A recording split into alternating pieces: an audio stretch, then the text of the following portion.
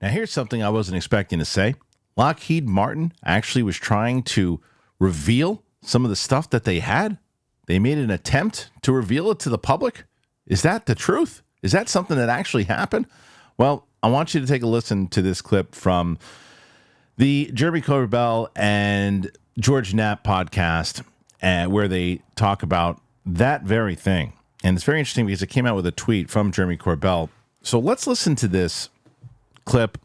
Let me take a look at the tweet, and then we'll discuss that afterwards. So if you're brand new to the channel, you've never been here before, subscribe to it.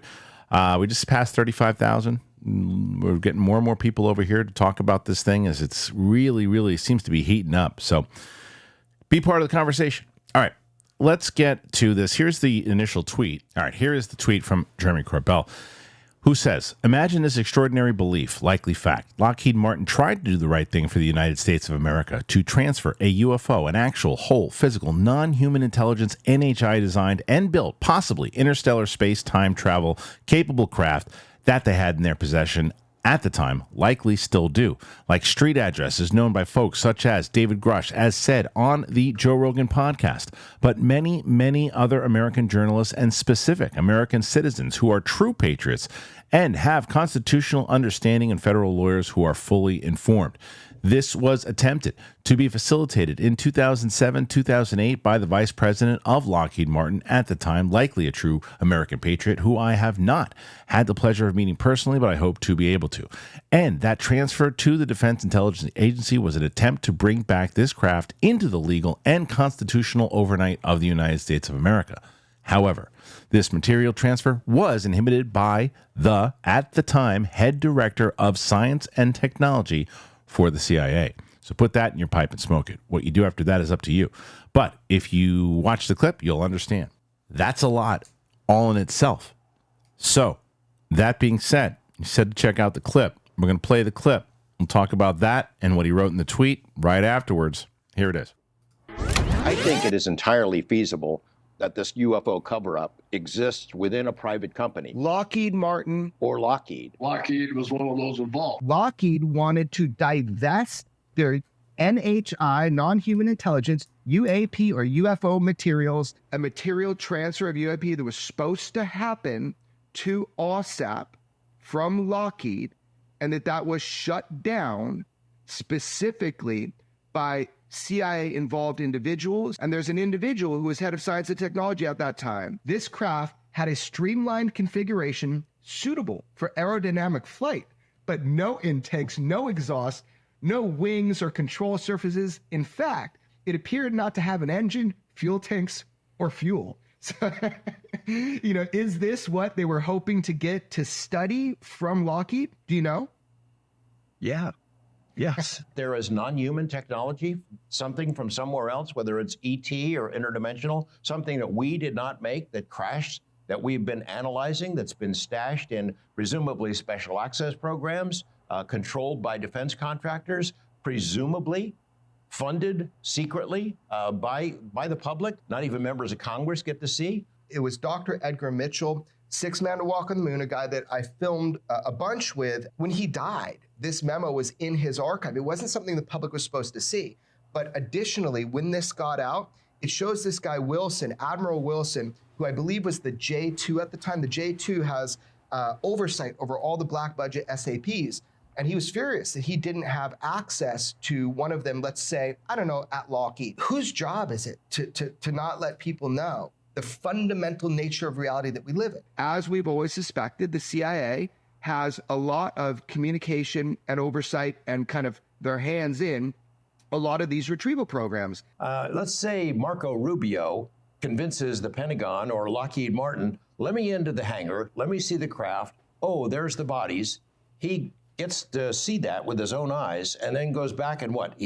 Can he say it? You've got a guy who did the investigation, provided that to the inspector general, and said, here is the street address of where this UFO material is being held. Can we assume that this craft that Dr. Lukatsky has direct firsthand knowledge of is exactly what Lockheed has? You're telling us, you told us, because you were allowed to tell us, that our government has a UFO in its possession and has been able to access the inside of it, right?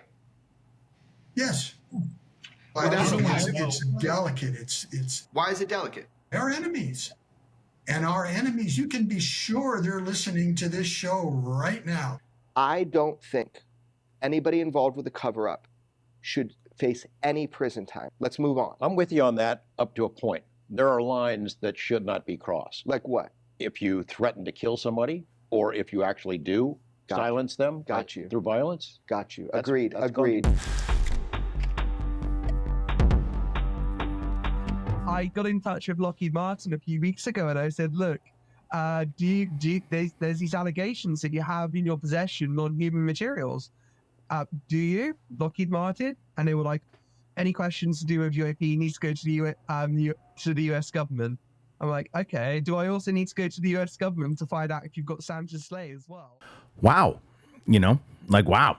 This is something that we remember. Shoot, man, this is over a year ago when they had on Weaponized, they had Likatsky on there, and I remember that interview, and they were asking about how they breached the hull and all those different things and how that came to be. But the idea, and we've all been saying it, anybody who watches this, is how, it looked like Lockheed Martin was, no, we don't have anything. We're not doing anything. We're not doing anything. No, we don't have anything. We don't have anything. We're not showing you anything. It looked like that's not the case. It looks like at some point that they wanted to say, okay, this is what we have. This is what we're going to do. Here it is. It was the CIA that put a stop to it. That doesn't surprise me in the slightest, especially when you hear all this stuff and then whatever you want to think about the reports of the remote viewing through the CIA and all that stuff. And this is more and more, while I still wonder, and we reported this we talked about this the other day, and Jeremy Corbell has also been tweeting out about this with the hearing. Remember that November 13th hearing should be right around the corner. This stuff coming out now is not coincidental.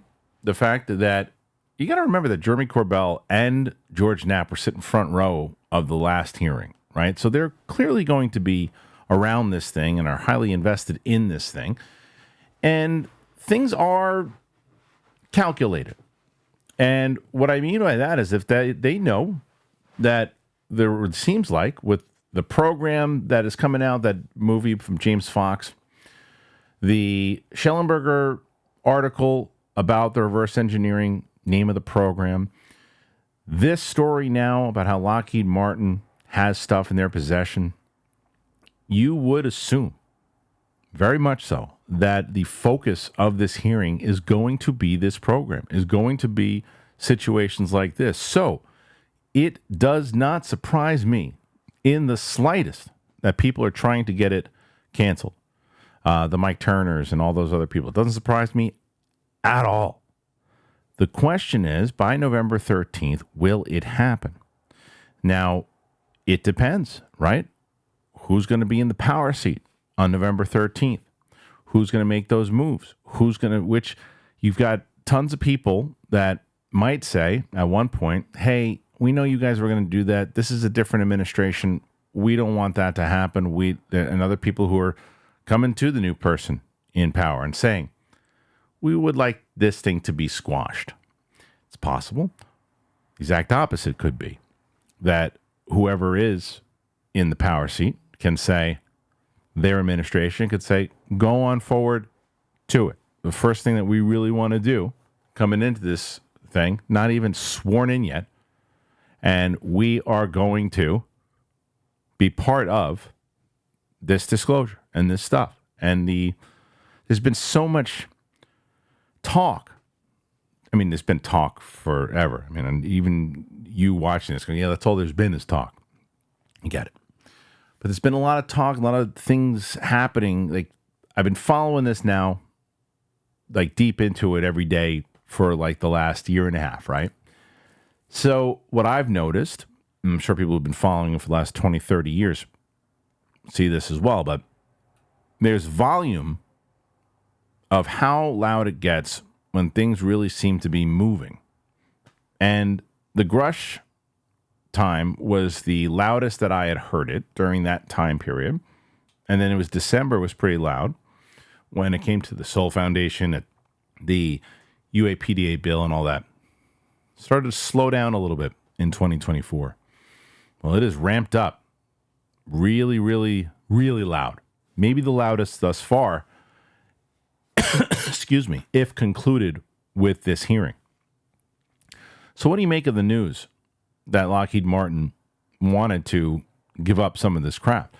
I'm pretty convinced of all the stuff that I've heard that I think that they have some kind of technology. And I also thought it was pretty fascinating that in that clip, that was an older clip, but Lukatsky talking about how the real reason, one of the main reasons is being quiet because of the foreign governments that are looking and wondering what we have and seeing who's going to move first and seeing what we have and getting any information that they can.